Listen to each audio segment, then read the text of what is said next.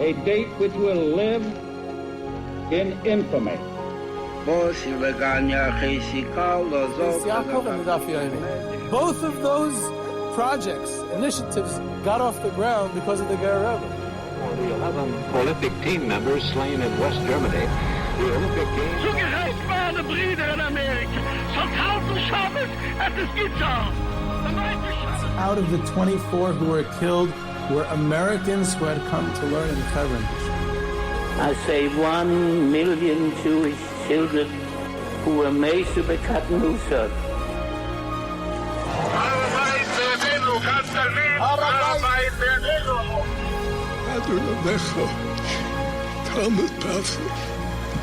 Whoever heard such beautiful words? It is never too little. It is never too late. And it is never enough. Jewish History Soundbites, bringing alive the world of our glorious past. Here is our host, live from Jerusalem, Jewish historian and tour guide, Yehuda Geberer.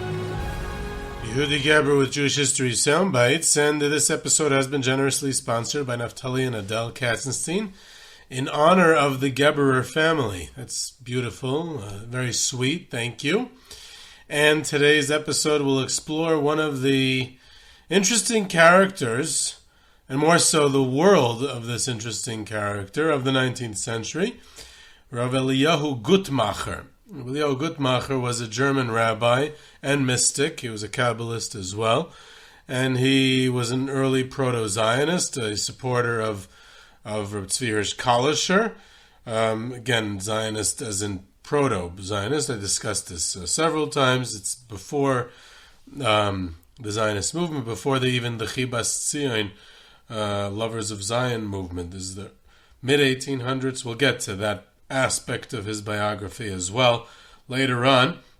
But what makes Rav Eliyahu Guttmacher such a fascinating story is that he emerged as a sort of miracle worker in his later years, and I'm going to explain exactly what I mean by that as we trace his story and see how it developed. What I'd like to mention at the outset is that this incredible collection of kvittelech that we have of his. Despite his not being a Hasidic Rebbe of any sort, he received petitions from all over, primarily from Eastern Europe, but from other places as well. And his being a non-Hasidic Rebbe is probably the cause of the fact that almost all of them are of material requests in nature, and very few about spiritual ones, the service of God, or Hasidic thought, or anything else. It's primarily material requests, and this incredible collection of nearly 7,000 kvittelech was discovered in 1932. It eventually wound up in Yivo in Vilna, and it was saved during the war, and the collection exists today in both Yivo in Manhattan and the Hebrew University in Jerusalem. So the importance of this collection is that there's nothing like this that exists anywhere in the world. There's no other collection of kvittelech that were submitted to a tzaddik anywhere of such a size and scope that there is in this nearly 7,000 kvittelech. No one for many years really sat down and read them on their own merit until recently researchers have begun to utilize this resource, two of whom that I'm acquainted with who've done the research on them, and I'm sure there are more out there, is Professor Marcin Wojcinski in Poland, in Wrocław, and Professor Glenn Diner, American.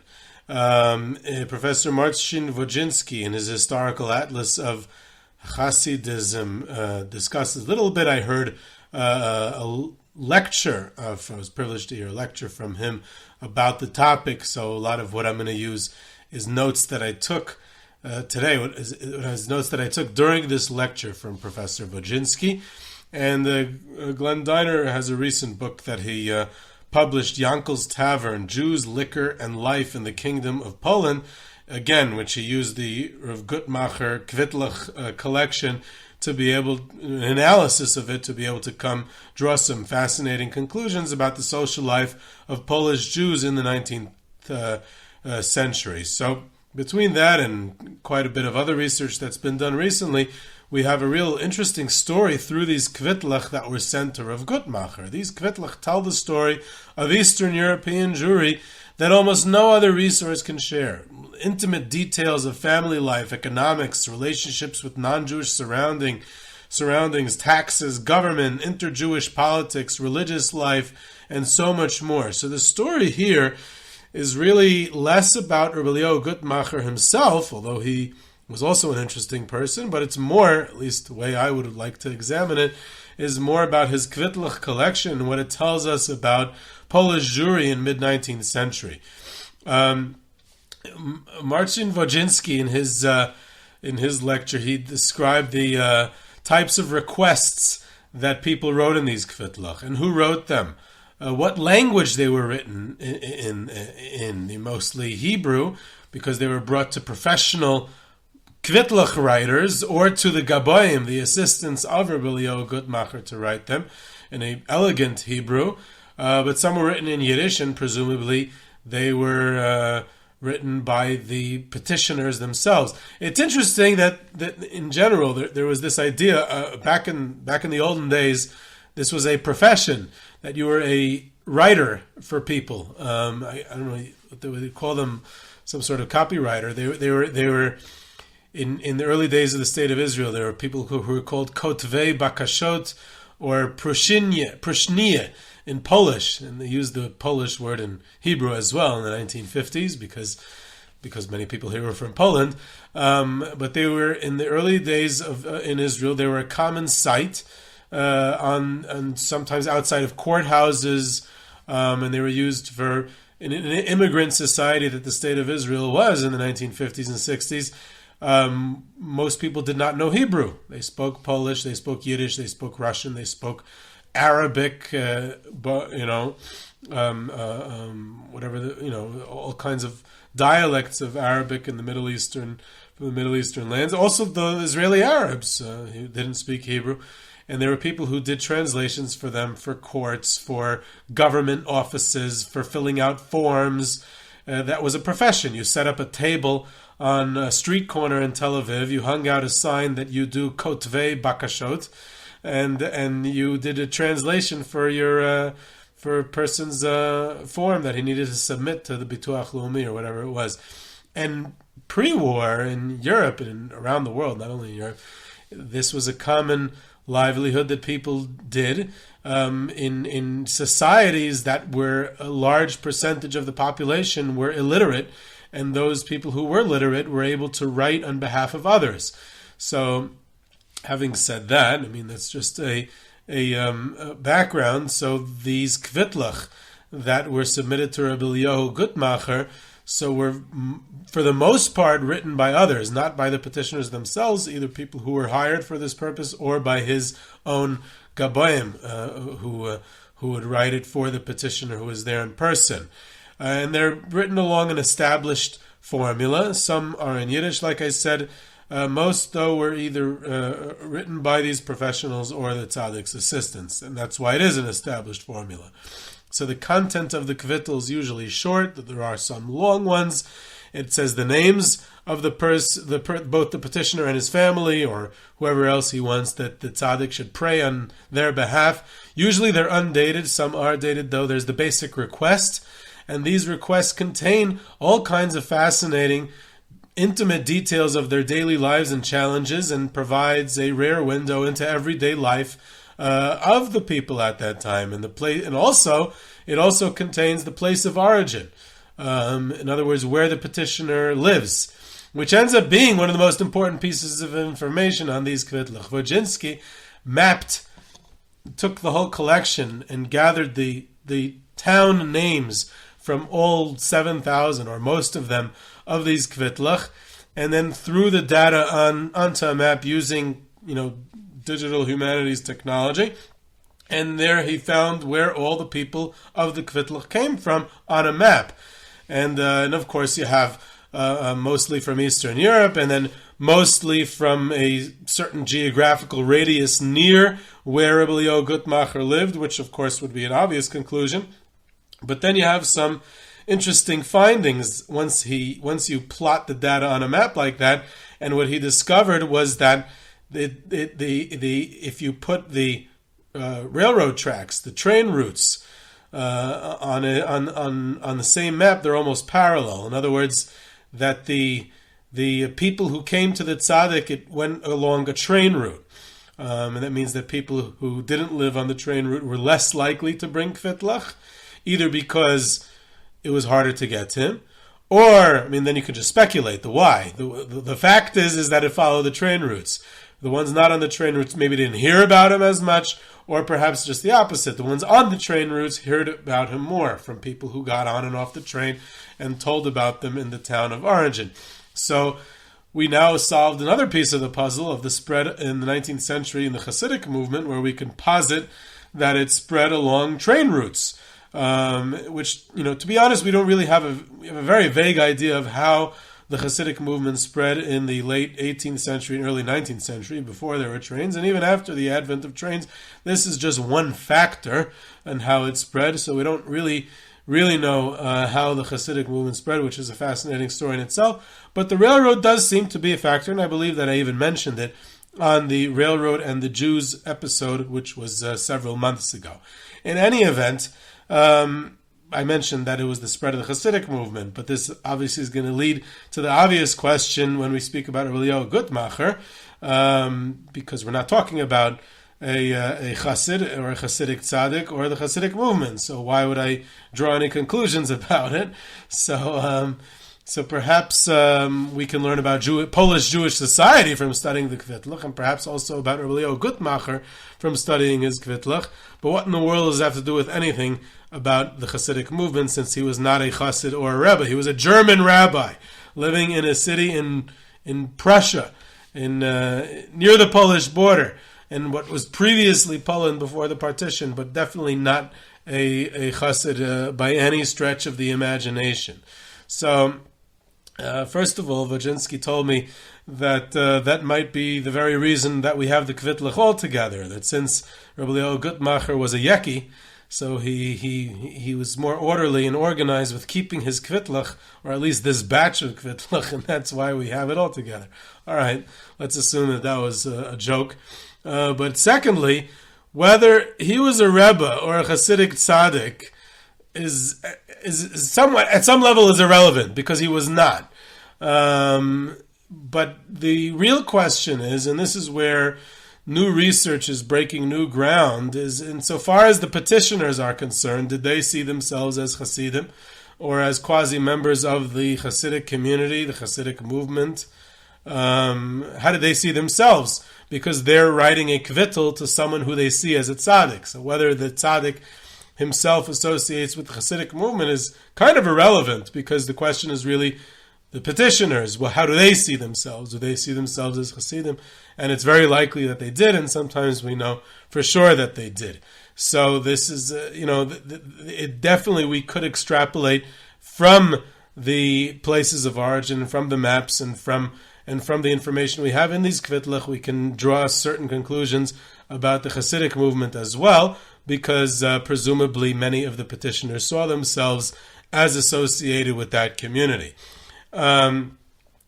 The Glenn Diner utilized the kvittelech collection to glean some knowledge about Polish Jewish life in the 19th century as well. And one of the examples is that today, in our days, it's very fashionable to discuss on the editorials of all kinds of blogs and websites and magazines the relatively new challenge of alcoholism in the Orthodox community and its accompanying social ills in the contemporary Orthodox society with Kiddush clubs and other such gatherings. Yet in the Guttmacher kvittelech collection, there appears a couple of kvittelech from women who are complaining that their husbands are drunk all the time and attending these parties and always coming back inebriated, and what should they do? They're seeking out the rabbi's blessing and advice.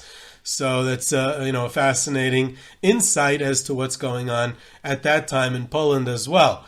So the more things change, the more things stay the same. I also saw recently Eliezer Brut, the legendary genius who knows everything.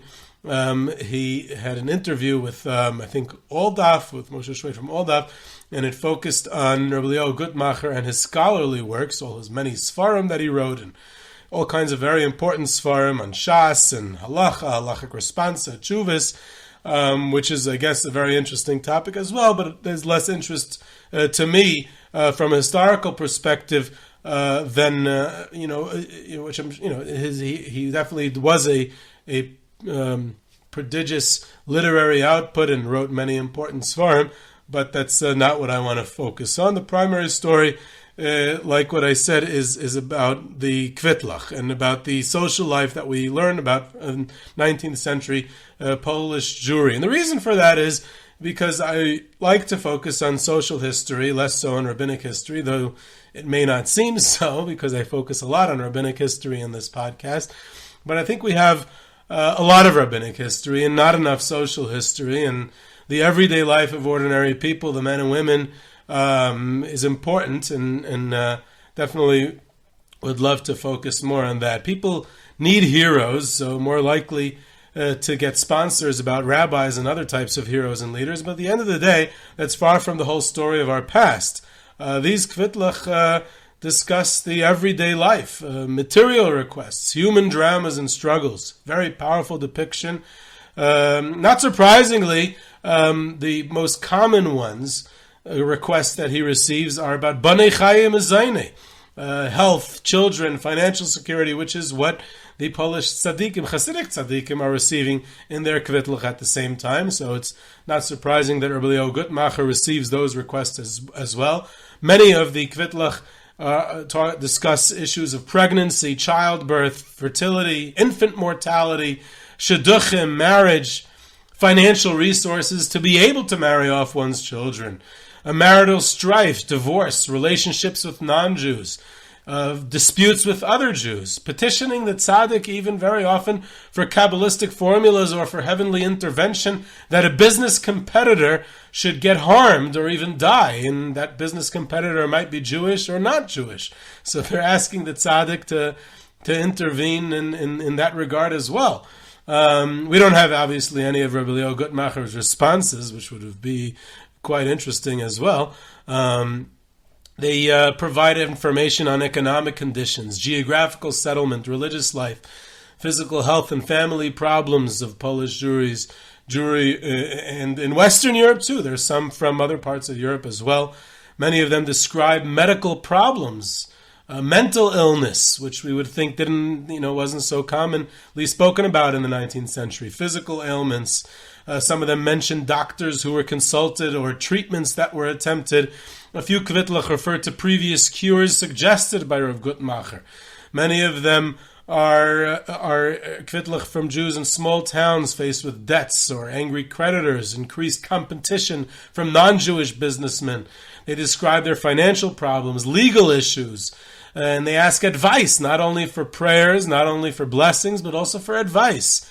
There are some malamdim who are unhappy with their work being a malamed and a cheder, and they ask him, should they become a shaykhet, or should they go into another career? So there are career questions. Many Jews fear the draft and are requesting that the tzaddik daven for them or bless them that they shouldn't be drafted. Some of them are discussing. Remember, this is the mid-19th century. So some kvittelech discuss a laxity of religious observance in their town, an appearance of modern rabbis who are changing Jewish custom and traditions. So you start to see the loosening and beginning of secularism that come across in the kvittelech, and you see which towns it's happening in. So we get all kinds of incredible data. There's also a kvittel from one of the most famous tzaddikim in Poland, who sends a kvittel to, and appears in this collection. He's sending a kvittel to Rav Eliyahu Guttmacher, Rabbi Yaakov Kalish, the oldest son of Rabbi Yitzchak of Varka, and he's the first Rebbe of Amshinov. And in his kvittel, he asks for heavenly assistance in his attempts to help the Jews of Poland, which his interceding for them with government authorities and for all the things that the Polish Jewry needs. So that fits right into what we know about the Varka Amshinov Rebbes at that time as shtadlanim, as those who were very involved with the Jewish community and their involvement with assisting them in meeting with in all sorts of things with the government, the Polish government, the Russian government, politics, their relationship with the Polish and Russian governments on behalf of the Jews of Poland. So that's a fascinating tidbit as well. But what's interesting is that such was the renown of Rav Eliyahu Guttmacher that one of the prominent Hasidic leaders sent him a kvittel. It seems also that many of them were non-Hasidim as well. They sent him, which one could speculate was due to his nature as not being a Hasidic tzaddik, or perhaps it's revealing of the general trend at the time that oftentimes even non-Hasidim sent kvittelech to tzaddikim, whether it was people tzaddikim like Rav Eliyahu Guttmacher or perhaps even Hasidic tzaddikim. There are kvittelech submitted by women, agunas, widows, poor women. Talk about religious issues, marital issues, challenges with their husbands, with relationships. It's also surprising that some kvittelech come from non-religious Jews altogether, requesting of the tzaddik to intervene with God on their behalf, since they're not doing it themselves. Similarly, though most are from Poland, some came from Western Europe, and even from the United States. There are kvittelech there from the United States. And remember that maybe you don't remember because I didn't mention it yet, but Rav Eliyahu Guttmacher passes away in 1874. So this is all prior to the Great Immigration. So who's sending him kvittelech from the United States? Who lives there?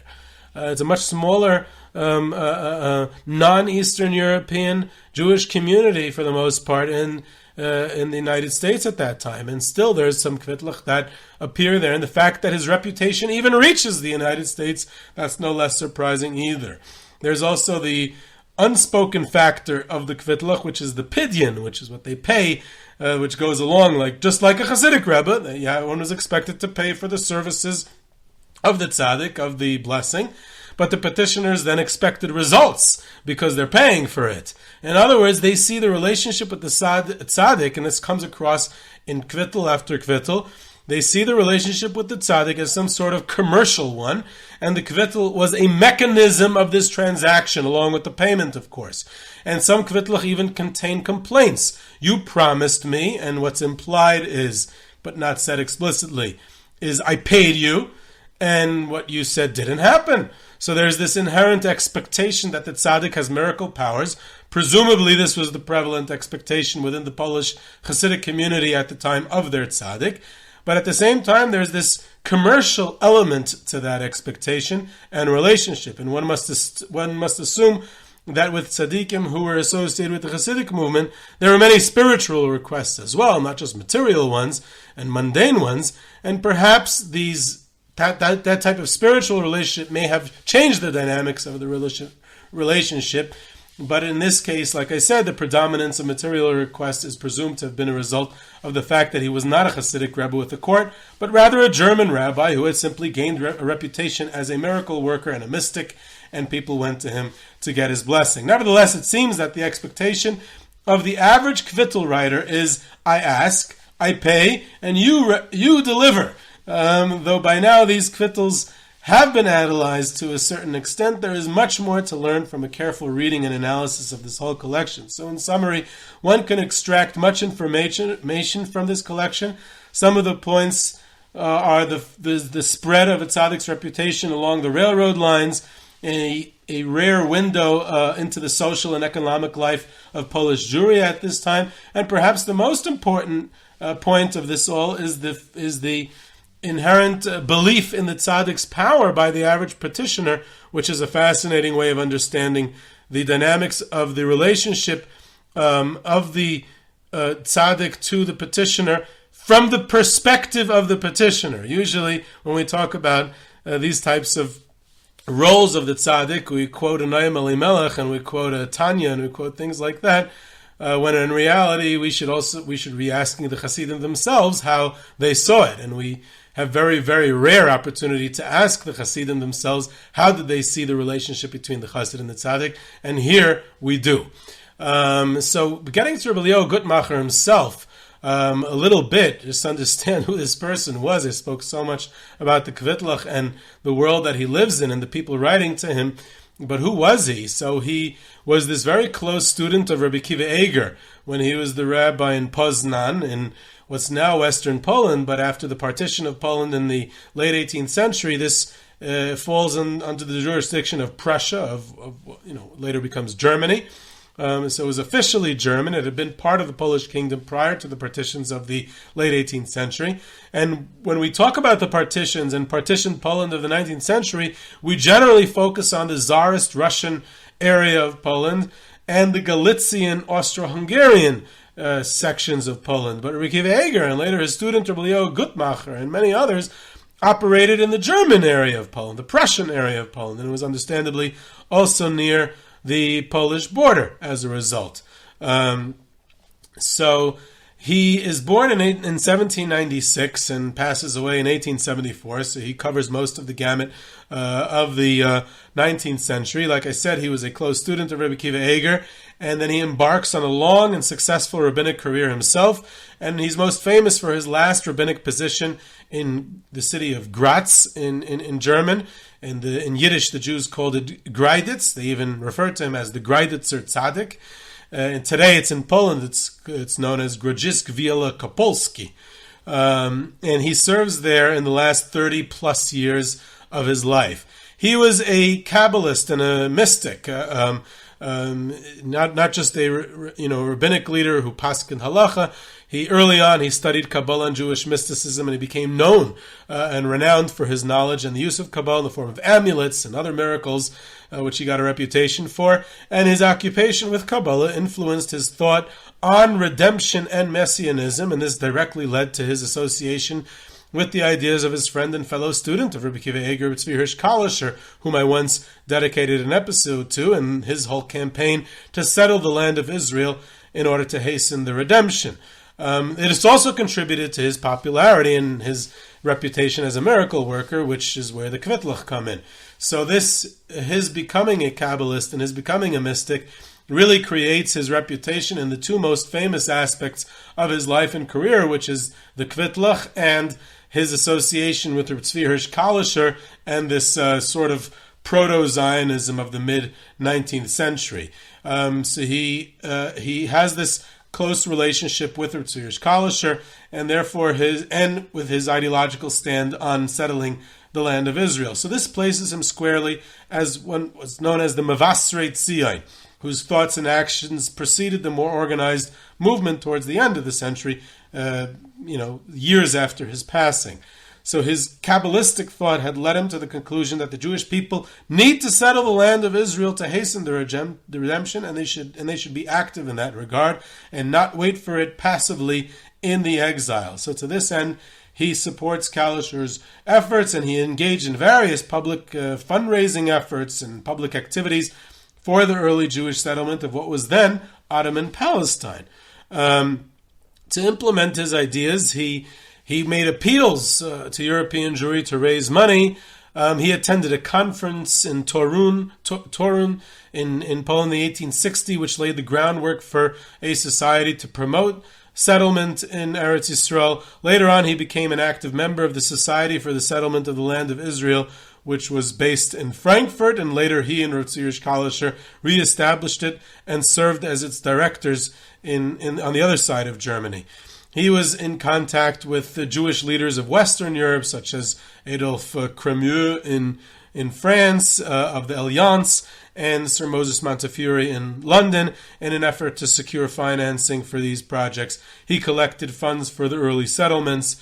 He also organized a Kabbalist study group in Yerushalayim called Shneis Eliyahu. Fascinating story in itself. And he founded societies to support Talmudic scholars in Yerushalayim. And he had his agents in Yerushalayim who ran all of his stuff going on there. He would raise money for it. He would send them to the old yeshiva in Yerushalayim. And he gave a lot of stature to the movement of Rav Tzvi Hirsh Kalisher because he was renowned, like I explained earlier, as a respected leader. And therefore he was one of the ones who wrote the Haskama, the preface or a statement of approval for Rav Tzvi Hirsh Kalisher's book on the topic, Drishas Tzion, and he would write letters of recommendation for rabbis who undertook to raise money and his involvement extended to other areas as well. There's actually a kibbutz in the north of Israel named Sdei Eliyahu, which is named for him. So that is the story of Rav Eliyahu Guttmacher and his life and the influence that he had, and I guess the primary story of how his kvittelech give us a whole new look on life of Polish Jewry and beyond in the 19th century. So this was Yehudi Geber with Jewish History Soundbites. You can reach me at yehud@yehudigeber.com for questions, comments, sources, tours, trips, sponsorships, and lectures. You can subscribe to Jewish History Soundbites on Podbean or your favorite podcast platform, and I hope you enjoyed.